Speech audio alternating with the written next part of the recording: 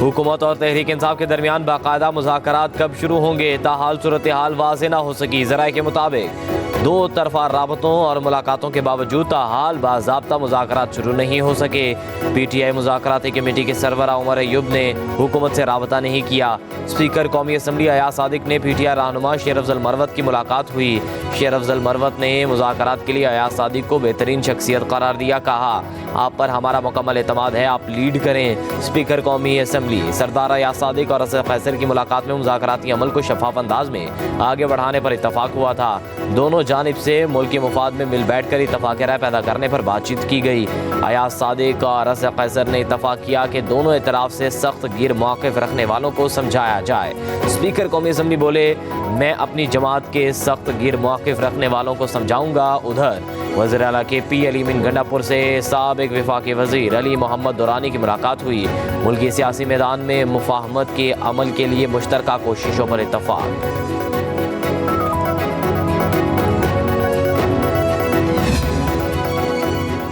Civil नाफरमानी की तलवार लटकाने से मुज़ाकरात नहीं होते, ऐसा ना करें। अगर PTI बात करना चाहती है तो हम तैयार हैं। नून लीग के सेनेटर इरफान सदीकी का तहरीक इंसाफ को पैगाम। कहा, बातचीत, मुफाहमत और बैठकर मसाइल का हल ही वाहिद तरीका है। हमने कभी भी मुज़ाकरात के दरवाजे बंद नहीं किए। बातचीत खुले दिल से होनी चाहिए, नहीं चाहते कि फसाद हो। क्या दुनिया के 195 ममालिक में से कोई एक मुल्क ऐसा है जहाँ एहतजाज का हक गैर मशरूत हो? क्या कोई एहतजाज ऐसा होता है जहाँ लोग डंडे, कील और गुलेले लेकर आते हैं? पुराने तरीक़ाकार को तर्क करना होगा। 24 नवंबर के वाक़यात की इंक्वायरी के लिए कमीशन बनाया जाए। हुकूमत की तरफ से भी लोग कह रहे हैं कि ज़्यादती हुई। तहरीक इंसाफ के सेनेटर अली जफ़र का सेनेट इजलास में इज़हार ख्याल। कहा, हर रोज़ हमारे लोग गिरफ्तार हो रहे हैं। ये पूछते हैं कि D चौक ही क्यों एहतजाज करते हैं। लोग 10 डाउनिंग स्ट्रीट और वाइट हाउस के सामने एहतजाज करते हैं। हम इलामती एहतजाज के लिए D चौक आए, कोई हमला करने नहीं। गुफ्तगू के दरवाजे बंद नहीं होने चाहिए। दो तरफा एतमाद हुआ तो मुज़ाकरात आगे बढ़ सकते हैं। उधर तहरीक इंसाफ के रहनुमा शौकत यूसुफजई ने कहा है कि मुज़ाकरात शुरू हुए तो सिविल नाफरमानी की कॉल वापस ले ली जाएगी। दूसरी सूरत में हुकूमत सिविल नाफरमानी तहरीक के लिए तैयार हो जाए। हमने आपके दौर में लॉन्ग मार्च किया, एक डंडा उठाया पीपल्स पार्टी ने, एक गमला हिला उस लॉन्ग मार्च में। तवील कराची से लेके इस्लामाबाद तक IMF को ख़त लिखते हैं। आप किसके सोच में आप वो ख़त लिखते हैं कि पाकिस्तान की मईशत को इस वक्त रोक दो?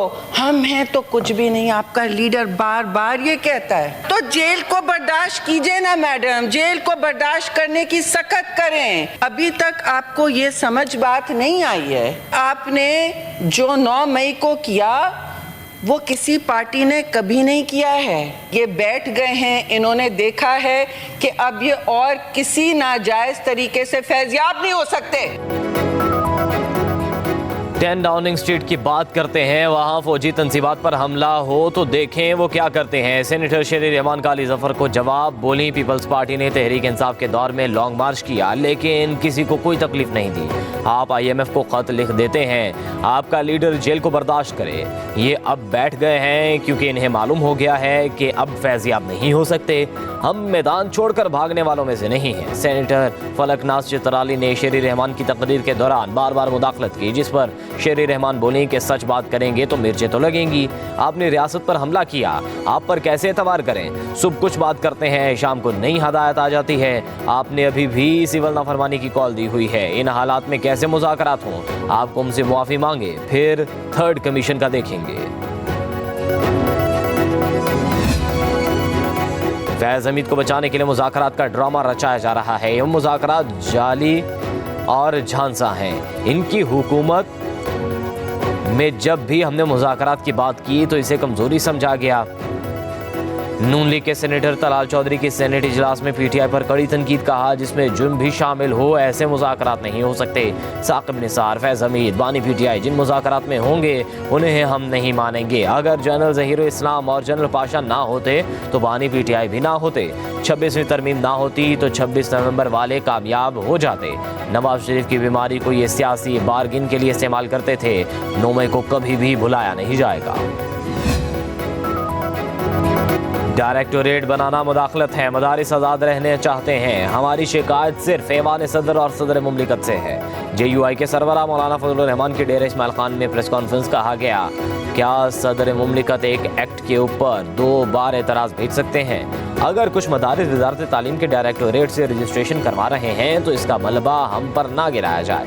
मदारिस रजिस्ट्रेशन और बैंक अकाउंट से मुतल्लिक़ कानून दोनों ऐवानों में इत्तफ़ाक़ राय से मंजूर हुए। बिल ड्राफ्ट वजारत कानून ने तैयार किया, जिसे हमने कबूल किया। जिन लोगों ने कानून तैयार किया वही इस कानून के खिलाफ लोगों को हमारे सामने ला रहे हैं। मौलाना फजलुर रहमान ने कहा, हम समझते हैं कि एक्ट पास हो चुका, इसका फौरी नोटिफिकेशन होना चाहिए।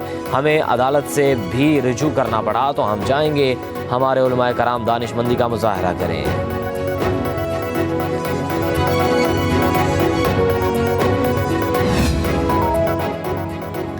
तोशाखाना 2 केस में पानी पीठिया और बुशरा बीबी पर फर्द जुर्मायत। अडियाला जेल में स्पेशल अदालत के जज शाहरुख अर्जुमन ने समाअत की। बानी पीठिया और बुशरा बीबी को कमरा अदालत में पेश किया गया। दोनों का सेहत जुर्म से इनकार। केस की इब्तदाई तहकीकात नैब ने की, बाद में केस FIA को मुंतकिल किया गया। उधर तोशाखाना 2 केस में FIA बुशरा बीबी की जमानत मंसूख करने में नाकाम। इस्लामाबाद हाई कोर्ट ने दरखास्त निपटा दी। बानी पीठिया की अहलिया इस्लामाबाद हाई कोर्ट में पेश। किधर है बुशरा बीबी? जस्टिस मियां गुल हसन औरंगजेब का इस्तफसार। वकील सलमान सफदर ने जवाब दिया, बुशरा बीबी अदालत में है। जस्टिस मियां गुल हसन औरंगजेब ने रिमार्क्स दिए, अगर जमानत की रियायत का मुलजिम गलत इस्तेमाल करे तो ट्रायल कोर्ट भी जमानत मंसूख कर सकती है। ये हाई कोर्ट के ऑर्डर में तो इन्हें अदालत नहीं, ट्रायल कोर्ट के जज का इख्तियार है।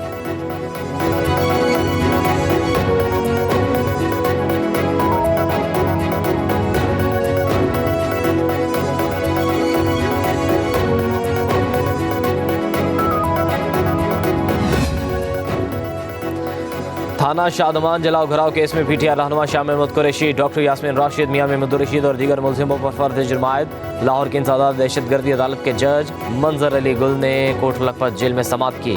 19 दिसंबर को गवाह तलब, अस्करी टावर और दीगर मुकदमात की समाअत 23 दिसंबर तक मुलतवी।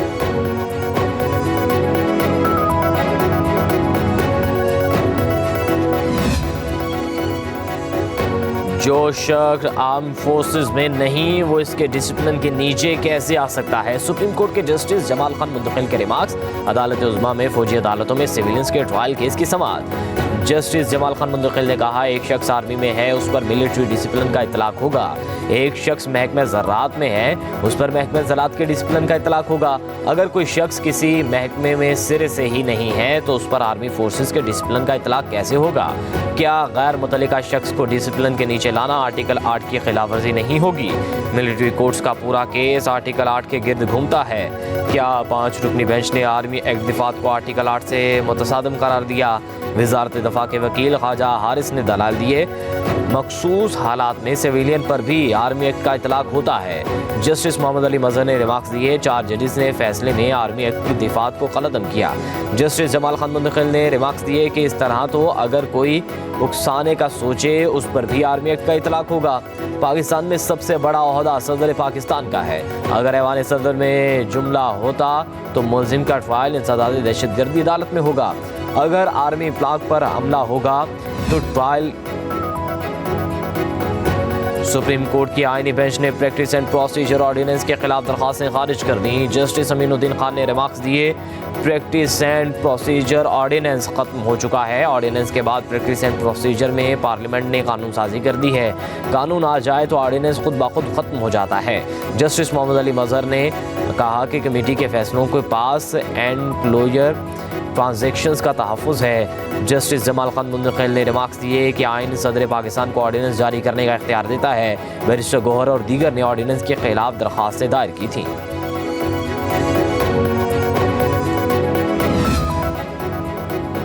सुप्रीम कोर्ट ने आदिल बाज़ई को डी-सीट करने का इलेक्शन कमीशन का फैसला कलअदम करार दे दिया। आदिल बाज़ई की अपील मंजूर, बतौर रुकन कौमी असम्बली बहाल। अदालत उज़्मा ने इलेक्शन कमीशन के तरीक़ाकार पर भी सवालात उठा दिए। जस्टिस शकील अब्बासी ने रिमार्क्स दिए, बस बड़े साहब का खत आ गया तो बंदे को डी-सीट कर दो, ये नहीं हो सकता। जस्टिस आशा मलिक ने इलेक्शन कमीशन के वकील को कहा, आपके पास 2 बयान हल्फी आए थे, एक जीतने वाला कह रहा है कि मेरा है, दूसरा कहता है मेरा है। आपने किस इख्तियार के तहत बगैर इंक्वायरी एक बयान हल्फी दुरुस्त मान लिया? क्या इलेक्शन कमीशन मुल्क के तमाम अदालतों से बालातर है? आपको किस चीज़ की परवाह ही नहीं है? क्या आप किसी को नहीं मानते? जस्टिस मंसूर अली शाह ने रिमार्क्स दिया, अदालतों और मजिस्ट्रेटों को भी नहीं मानते, खुद भी इंक्वायरी नहीं करते। क्या इलेक्शन कमीशन ऐसा ट्रायल करने का हक रखता है? ट्रायल कोर्ट की पावर इलेक्शन कमीशन के पास कैसे आई? इलेक्शन कमीशन ने तो बुलडोजर लगाया हुआ है। एक हल्के के अवाम को डिसफ्रेंचाइज करने का पैमाना तो सख्त होना चाहिए। चीफ जस्टिस पाकिस्तान याहिया अफरीदी की ज़ेर सदारत सुप्रीम कोर्ट रजिस्ट्री कराची में अहम इजलास। एलामिया के मुताबिक इजलास का मकसद जेलों के निज़ाम में मौजूद अहम मसाइल को हल करना था। चीफ जस्टिस ने कैदियों के साथ इंसानी हमदर्दी और कानूनी तकाज़ों के मुताबिक सलूक की अहमियत पर जोर दिया। कहा 3 साल से ज़ायद अरसे से फैसले के मुंतज़िर कैदियों के मुकदमात को तरजीह दी जाए। फौजदारी निज़ाम इंसाफ से मुतल्लिक़ साबिक़ा पॉलिसियों का जायज़ा लिया जाए ताकि उनके असरात का अंदाज़ा लगाया जा सके और मुस्तक़बिल की हिकमत अमली वज़ा की जा सके।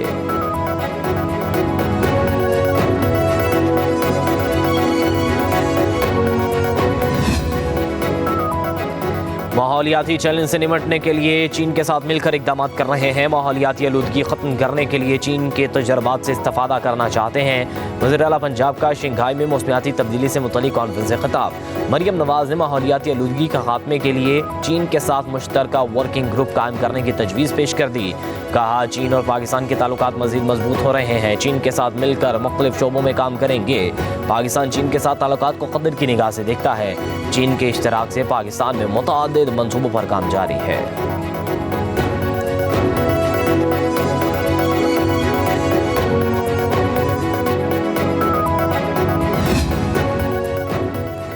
पाकिस्तान सरमायाकारी के हवाले से दुनिया का बेहतरीन मुल्क है। पाकिस्तान में सरमायाकारी के बेहतरीन मौक़े हैं। सिंध के सीनियर वज़ीर शर्जील इनाम मेमन का सिंध सरमायाकारी कॉन्फ्रेंस से खिताब। कहा सिंध हुकूमत मुल्क में पहली बार पब्लिक प्राइवेट पार्टनरशिप लेकर आई। गैर मुल्की कंपनी सूबे में मेडिकल सिटी बनाने जा रही है। लाइफ स्टॉक की बेहतरी के लिए भी सरमायाकारी आई है। हमारे पास कोयला इतना है कि 200 साल तक बिजली बन सकती है।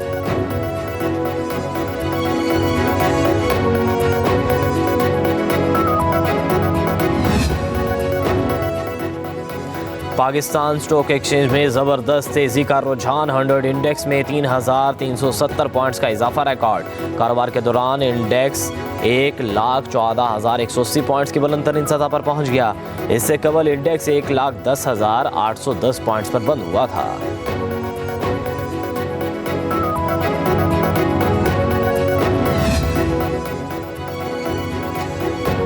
2025 के लिए पाकिस्तान की शरह नमू 3% तक रहने का इम्कान। एशियाई तरक्याती बैंक ने एशियन डेवलपमेंट आउटलुक रिपोर्ट जारी कर दी।